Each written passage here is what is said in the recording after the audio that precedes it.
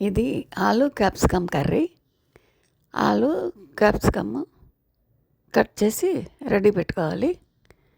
2 ఆలుగడ్డలు, 4 ఉల్లిపాయలు, 4 క్యాప్సికమ్, 2 పచ్చిమిర్చి కట్ చేసుకొని ఇందులోకి గ్రేవీకి ధనియాలు, జీలకర్ర, పుచ్చగింజలు 1 స్పూను, ఒక దాల్చిన చెక్క, 2 లవంగాలు, గసగసాలు 1 స్పూను, అన్నీ కొబ్బరి చెక్క అన్నీ చక్కగా కట్ చేసుకొని, కొబ్బరి చెక్క కట్ చేసుకోవాలి కదా, కట్ చేసి మిక్సీ వేసి పెట్టుకోవాలి.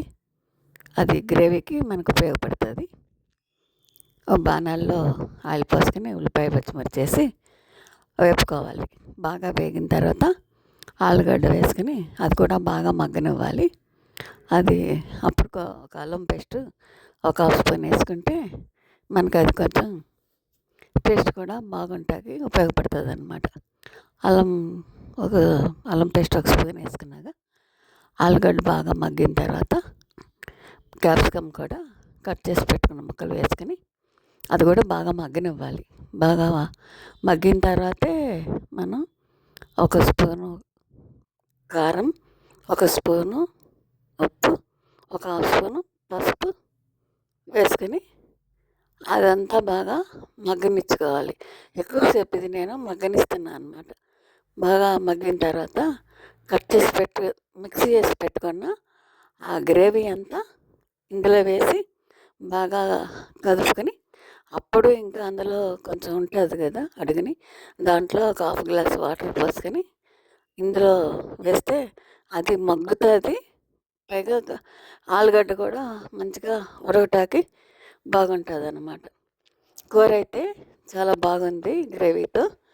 అసలు గుత్తొంకాయ కూరలు అట్లా మసాలా కూరలు, కుర్మా కూర అట్లా తింటాం కదా, అట్లాగిది కర్రీ అయితే చాలా బాగా వచ్చింది. పూరీలోకి, చపాతీలోకి తినొచ్చు, రైస్లోకి తినొచ్చు, చక్కగా బాక్స్లో కూడా పెట్టుకోవచ్చు. కర్రీ చాలా బాగుంది. నాది ఛానల్ ప్రమోట్ చేయండి, సబ్స్క్రైబ్ చేయండి. చక్కగా కర్రీ చూసి లైక్ చేయండి, చాలా బాగా వచ్చింది. షేర్ చేయండి.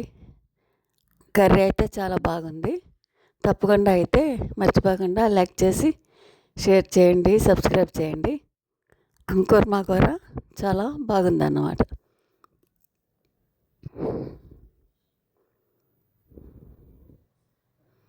చూస్తున్నారు కదా కర్రీ ఎంత బాగా వచ్చిందో.